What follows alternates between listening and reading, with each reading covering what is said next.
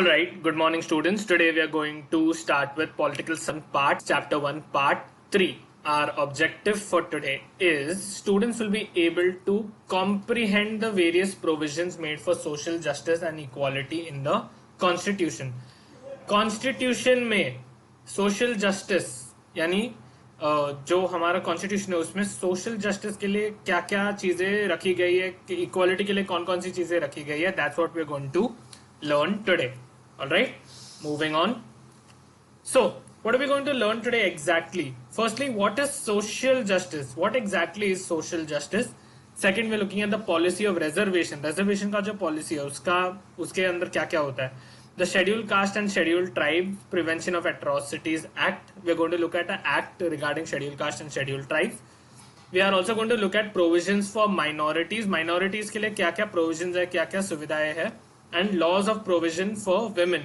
Women के लिए क्या क्या laws है, क्या क्या provisions है, we're going to look at that today. All right. So, coming to the first topic, what is social justice?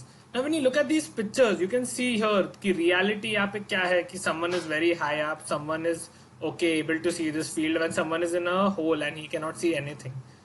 Equality में जब हम आते हैं तो everybody is given a equal ground to stand on. लेकिन फिर भी a certain person or a certain group of people will never get to see or never get to experience certain opportunities. Equity क्या होता है? जिसको ज्यादा जरूरत है पहले उनको मिलेगा, फिर जिसको थोड़ा कम जरूरत है उसको मिलेगा, एंड देन जिसको जरूरत नहीं है उसको देने की कोई जरूरत ही नहीं है. That is equity. But when you talk about liberation, हम जो प्रॉब्लम है, जो फेंस है बेसिकली, उसको पूरा का पूरा हटाया गया है. Alright.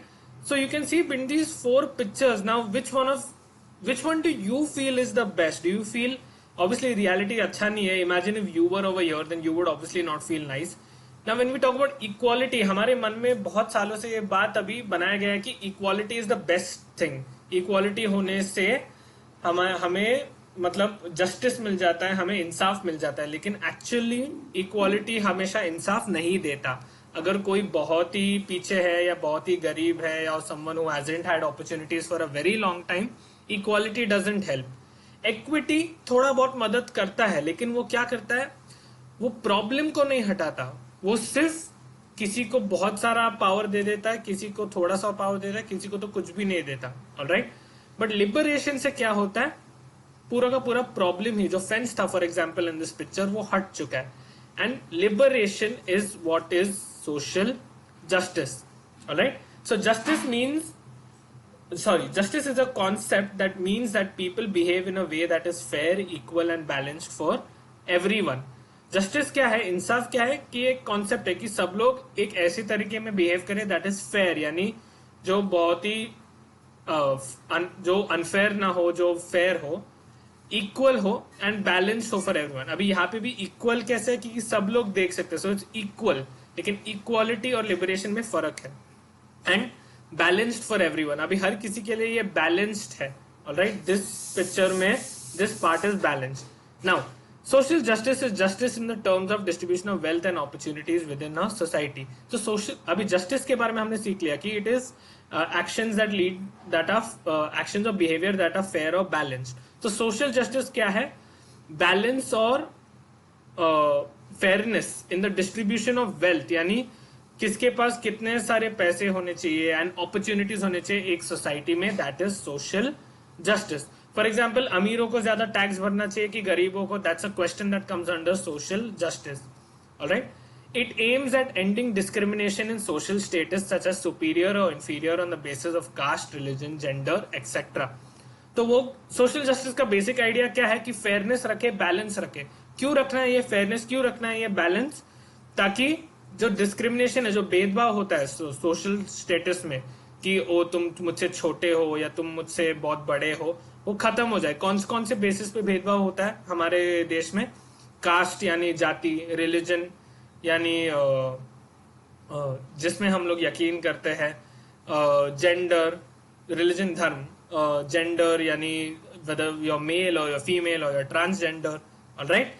And giving opportunities of development to every individual. हर इंडिविजुअल के लिए डेवलपमेंट अपॉर्चुनिटीज मिलना चाहिए. अभी यहाँ पे for example, again I am using this example again, equity में इस इंसान को डेवलपमेंट का कोई अपॉर्चुनिटी मिला ही नहीं, क्योंकि इसको जरूरत नहीं थी इसलिए इसको पीछे छोड़ा गया. लेकिन in social justice, in liberation, everybody has an opportunity to now see this field. उसी तरह बिना भेदभाव किए कि कोई बड़ा है, सुपीरियर है, या कोई छोटा है, इंफीरियर है, किसी भी बेसिस पे, that is social justice. That is what social justice tries to achieve, that balance, that fairness, all right, for every individual. ठीक है? Moving on to the next topic. So how does the constitution ensure that there is justice, कि सबको fair हो रहा है, सबको equality मिल रही है, all right? So one is the policy of reservation. Okay? Reservation से क्या exactly fairness बन सकता है, क्या exactly डेवलपमेंट अपॉर्चुनिटीज मिल सकता है. What is reservation first? Reservation is the concept of keeping something separately for specific uses. किसी भी चीज को अलग से रखना for uses by a particular person और for a particular action, that is known as reservation. So the policy of reservation in India began right after independence. Independence के direct शुरू होने पे ही policy of reservation in India was started. Alright, reservation पहले से ही बनाए जा रहे थे. अभी SC, ST एंड OBC यानी schedule caste, schedule tribes and other backward classes were deprived of opportunities for education and employment for a very long period of time. Britishers के time से पहले भी इंडिया में बहुत सारे डिस्क्रिमिनेशन, भेदभाव होता था. किसके साथ? किसी जाति के लोगों के साथ, कोई ट्राइबल लोगों के साथ, और अदर बैकवर्ड क्लासेस जो मतलब एक पर्टिकुलर लैंग्वेज स्पीक करते हैं, उनके साथ बहुत भेदभाव पहले से ही होता था और इंडिपेंडेंस के पीरियड तक भी चलता आ रहा है और अभी भी चलता आ रहा है. Alright, so they were deprived of many opportunities for education and employment for a long period of time. Hence the constitution mandated reservation in educational institution and government services for these people. तो constitution ने क्या किया? Reservation दे दिया इन लोगों के लिए ताकि वो लोग एजुकेशनल इंस्टीट्यूशन में पढ़ सके और गवर्नमेंट सर्विसेज में काम कर सकते. For example, when you go to college, students, if you belong to a certain caste और अ सर्टेन ट्राइबल कम्युनिटी, या फिर तुम एक सर्टेन बैकवर्ड क्लास से बिलोंग करते हो. Backward class again is only a title, तुम असलियत में बैकवर्ड नहीं माने जाते. Right, so you are given a certain number of seats are reserved in college for you, so you can take admission under those seats. For example, अगर college में 100 seat है कि 100 स्टूडेंट्स को हम लोग एडमिट करेंगे इस साल, उन 100 सीटों में से कम 30 से 40 सीट रिजर्व्ड होते हैं. किन लोगों के लिए? इन schedule caste, schedule tribe, OBC लोगों के लिए. राइट, एंड गवर्नमेंट सर्विसेज में भी रिजर्वेशन होता है. अगर गवर्नमेंट में जॉब के लिए अप्लाई करते हो, UPSC का एग्जाम देते हो, कोई भी गवर्नमेंट एग्जाम देते हो, तो मतलब गवर्नमेंट पोजीशन के लिए एग्जाम देते हो, तो तुम्हें वहां पे भी रिजर्वेशन दिखेगा कि कुछ जाति के लोगों को, कुछ पर्टिकुलर ट्राइबल लोगों को, कुछ OBC के लोगों को के लिए सीट्स होते ही है. तो फॉर एग्जांपल, अगर गवर्नमेंट में 300 सीट है तो उसमें से कम 50 to 60 सीट्स रिजर्व रहेंगे उन लोगों के लिए. ठीक है. Now women also began to receive reservations in order to increase their representation. बाद में विमेन को भी यानी औरतों को भी अलग अलग सीट्स रिजर्व होने लगे ताकि उनका रिप्रेजेंटेशन यानी उनका जो पार्टिसिपेशन है वो बढ़ सके. कहाँ पे बढ़ेगा पार्टिसिपेंट? एजुकेशनल इंस्टीट्यूशन में, गवर्नमेंट में और बहुत से अलग अलग जगहों पे विमेन के लिए भी सीट्स रिजर्व किए जाते हैं. Alright, now I'll just inform you about something that's current. Currently, India is still deciding whether reservation should happen or not happen. Many people are confused. जो जनरल कैटेगरी के लोग जब वो बोलते हैं, जो मतलब इन ग्रुप्स में बिलोंग नहीं करते, उनको जनरल कैटेगरी के लोग बोलते हैं. तो उनके हिसाब से वो लोग बोलते हैं कि रिजर्वेशन बहुत सालों से चलता आ रहा है और बहुत से लोगों ने इसका फायदा उठाया है. मतलब इससे हमें कोई सीट नहीं मिलती, हम इतना काम करते हैं, मेहनत करते हैं, लेकिन हमें वो रिजर्वेशन वाला हमें वो सीट मिलता नहीं क्योंकि वो सीट रिजर्व्ड है. ऑलराइट, तो इससे हमारे साथ इक्वालिटी नहीं हो रही है, जस्टिस नहीं हो रही है, सोशल जस्टिस नहीं हो रहा है. Alright, so there is a big discussion happening in India regarding reservation, के रिजर्वेशन होना चाहिए कि नहीं होना चाहिए. Alright, hold on to your thoughts about reservation. If you notice this picture also, for example, you see this seat is reserved for handicapped, pregnant women or people who are old. लेकिन अगर ये seat खाली है तो इस seat पे कोई किसी को बैठना चाहिए, नहीं बैठना चाहिए, that's a very big question that comes, right? तो that's the discussion that's happening in India right now regarding the policy of reservation. But all in all, total में देखा जाए तो reservation is a good policy. Why? क्योंकि जिनके पास साधन ही नहीं है, जिनके पास पैसे ही नहीं है या पावर नहीं है एजुकेशन अपना पूरा करने के लिए या गवर्नमेंट जॉब्स में अप्लाई करने के लिए, उनको एक मौका मिल जाता है, उनको एक चांस मिल जाता है अपने लाइफ को इंप्रूव करने का. So I still feel reservation is a fairly good provision made by the constitution. Alright, moving on. Now the scheduled caste and tribes prevention of atrocities act. Atrocity का मतलब crime या prevention of crimes, ठीक है? So the scheduled caste and tribes POA, prevention of atrocities को हम छोटा करके बोलेंगे, the POA act of 1989 was provided to in the constitution to punish those who commit any crimes against SC, ST, OBC.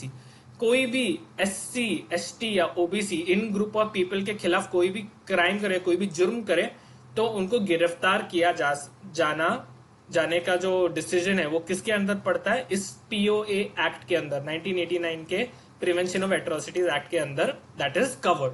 Alright, and this is provided in the constitution to protect this people. Remember, these people were discriminated against for a very long time. इनके साथ बहुत समय से, मतलब 2000 सालों से ज्यादा भेदभाव किया जा रहा था और अभी भी किया जा रहा है. इसलिए कॉन्स्टिट्यूशन ने ये रूल बना दिया कि इनके साथ कोई भी जुर्म या कोई भी भेदभाव वाला जुर्म हो जाए तो उस इंसान के साथ पनिशमेंट, उस इंसान को पनिशमेंट मिलेगा इस एक्ट के अंदर. Alright, but even then the Indian Human Development Survey data for 2011 and 12 shows that over 27% of Indians still practice untouchability. अभी भी 2011-12 के एक स्टडी ने बताया कि 27% of Indian still practice untouchability. Untouchability यानी वो छुआछूत होते कि इसको नहीं छूते या इसके साए में हमें पैर नहीं रखना चाहिए. It's all those superstitious practices, और दो जो बोलते हैं ना कि ब्लाइंड प्रैक्टिसेस या फिर जो अंधे एक्शन जो करते हैं लोग बिना सोचे बिना समझे. Right, so 27% of Indians might seem like a small number over here, but when you compare 1 billion population में से 27% is around 30 million. 30 million Indians still practice untouchability. That is around 30 times the population of Mumbai. Alright, so you see how big the issue actually is. And one more data point, as many as 422,799 crimes against Dalits or scheduled caste and 81,332 crimes against Adivasis were reported between 2006 and 2016. 10 सालों में इतने सारे जुर्म हुए दलित या scheduled caste के खिलाफ, and 81,000 crimes against Adivasis were reported between 2006 and 16. Alright, तो इतने सारे जुर्म हो रहे, इतने सारे क्राइम्स जो हो रहे 10 सालों में इतने सारे हुए, और ये तो फिर भी वो नंबर है जिन्होंने पुलिस को जाके रिपोर्ट दिया.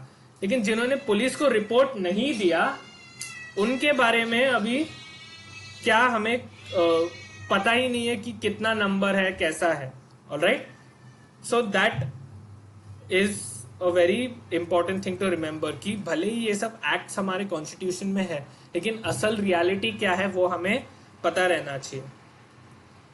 Now, provisions for minorities. A minority is a group of people that are small in number. Minority कौन है? Is a group of people that are very small in number. In India, minorities are classified on the basis of language, religion, lineage, etc. India में minorities कौन कौन होते हैं? जो मतलब जो एक छोटा ग्रुप ऑफ पीपल है, जो एक छोटा पर्टिकुलर लैंग्वेज बोलते हैं या पर्टिकुलर रिलीजन फॉलो करते हैं. For example, India is a majority Hindu nation. Alright, Hinduism is the major religion practiced there. So they become the majority. तो minorities कौन हुए? जो लोग शायद सिख है या जो लोग शायद क्रिश्चियन है, जो लोग शायद मुस्लिम है. Alright, they become the minorities, यानी the group of people who are smaller in number. तो minorities के लिए क्या क्या provisions है कॉन्स्टिट्यूशन में?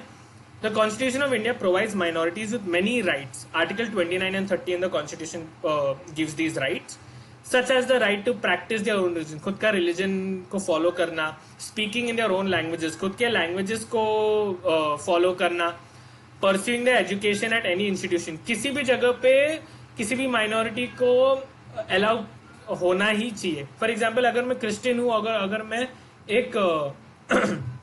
अगर मैं एक let's say majorly Hindu college में अप्लाई कर रहा हूँ कि ये कॉलेज के जो लोग हैं वो ज्यादातर हिंदू होते हैं, तो मुझे वहां पे एडमिशन देना मिलना ही पड़ेगा। वहां पे कोई मुझे बोल नहीं सकता कि नहीं तुम क्रिश्चियन हो, तुम इस कॉलेज में नहीं आ सकते, right.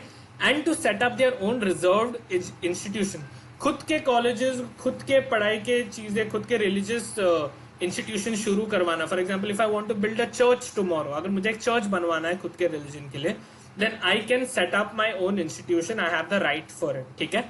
And these rights protect the minorities from direct state control and exploitation by the majority. Minorities को ये right क्यों दिया जाता है? Simply because जो majority है, अगर मेजोरिटी का वोट ज्यादा रहता है, ऑब्वियसली मेजोरिटी के लोग ज्यादा है तो उनको वोट ज्यादा है, तो जो भी डिसीजन ज्यादातर लिए जा रहे हैं अभी भी इंडिया में is taken by a majority of people, alright. लेकिन माइनॉरिटी के राइट्स को बचाने के लिए, for example the small group of people के राइट को बचाने के लिए, you need to give them some power. अगर let's take the example of our class, alright. Class में if there are 11 girls and 19 boys, 11 girls and 19 boys, who is the majority? The boys. अगर मैंने class में बोला okay let's take a decision by voting, क्या girls कभी जीत पाएंगे voting के through? No, because they are just lower in number. तो मुझे इस समय पे फिर गर्ल्स को स्पेशल पावर्स देना पड़ेगा, स्पेशल राइट्स देना पड़ेगा, ताकि उनके लिए वो क्या कहते हैं उसको, जो प्रोसेस है क्लास पार्टिसिपेशन में या क्लास में चीजें अच्छे करने के लिए, वो बढ़ सके, वो अच्छे से इक्वली हो सके, they are fair and balanced, alright.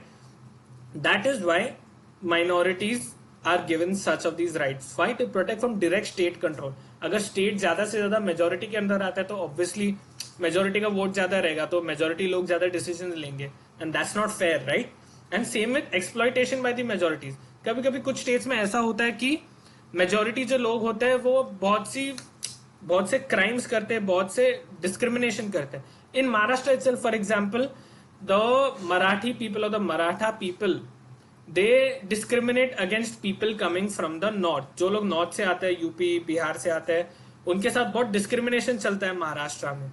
इसीलिए इनके लिए, माइनॉरिटीज के लिए यहाँ पे राइट्स बनाए गए ताकि this small group of people are protected against all these crimes, all these exploitation. तो constitution ensures this, alright. Moving on, finally we are on the last topic, that is laws and provisions for women. Women के लिए we have been studying for a very long time from the 9th standard, so these are the few laws that I'm just repeating again. So the right to equal share in property of the father and husband. Father and husband जिस किसी का भी property है वो equal share होना चाहिए. Dowry prohibition act, यानी क्या कहते हैं उसको, दहेज जो है उसको बैन करना completely. Act against sexual harassment, किसी भी और औरत या किसी भी लड़की को के साथ कोई भी तरह का छेड़खानी करना, सेक्सुअल छेड़खानी करना. Domestic violence prohibition act are some of the important provision made by the constitution of India for women. Domestic violence यानी घर पे जो वायलेंस होता है, घर पे जो मारपीट होती है औरतों के खिलाफ, इन सब के खिलाफ ये सारे एक्ट्स बनाए गए ताकि इन सब को बंद किया जाए, alright. And these are made by whom? The constitution of India, alright. Now the 73rd and 74th amendment reserved 33% of seats for women in local self-governing institutions. 73rd and 74th amendment जो है, यानी जो 73rd और 74th change हुआ constitution में, वो उसने क्या किया? वो चेंज 33% ऑफ सीट्स, जो गवर्नमेंट सीट्स होते हैं, लोकल गवर्नमेंट के जो सीट्स होते हैं, उसको 33% विमेन को दे दिए, औरतों को दे दिए, alright. This percentage has been raised to 50% in many states. Maharashtra is one of those states, all right. Maharashtra में 50% सीट्स जो गवर्नमेंट के सीट्स होते हैं वो विमेन के लिए रिजर्व किए जाते हैं, all right. And a national commission of women was formed in 1992 to address all the government decisions affecting women. Women के लिए डिसीजन जो गवर्नमेंट बना रही है या विमेन के रिलेटेड जो भी डिसीजन गवर्नमेंट बना रही है, उसके लिए एक कमीशन बनाया गया, national commission for women was formed in 1992. It's known as the NCW, or the National Commission of Women. This commission, what does it do? It looks at all the rules, regulations, rights, provisions made by the government for women and makes changes as and when required. जब भी जरूरत है change की, जब भी बदलाव की जरूरत है, तो this commission looks into that matter, all right. And with this, we have reached the end of our explanation. These are the 3 thinking questions I want you to answer in your notebooks today. First question is, do you think reservation of seats is still required in India? Give reasons for your answer. क्या तुम्हें लगता है reservation को फिर भी होना चाहिए अभी भी इंडिया में? Give reasons for your answer. Secondly, the question is, a person from an SC, ST and OBC background asks for water, but water is not given to him or her. Can this action be covered under the Scheduled Caste and Tribes Prevention of Atrocities Act? State why do you feel so? क्या ये जो अभी situation मैंने बताया, can this be covered under the scheduled caste and tribes act? State why do you feel so? And finally, create a provision of right for women that you feel should be included in the constitution. तुम खुद के दिमाग से खुद सोच के एक ऐसा राइट बनाओ जो तुम्हें लगता है विमेन के लिए कॉन्स्टिट्यूशन में होना चाहिए. Alright, this is not something that's in your text book, this is not something that you'll find anywhere on Google. तुम्हें खुद से ही सोच के एक खुद का राइट बनाना पड़ेगा जो विमेन के लिए होना चाहिए कॉन्स्टिट्यूशन में. Alright, all of these are thinking questions. This is something you will not find in the textbook. This is something you will not find in my notes.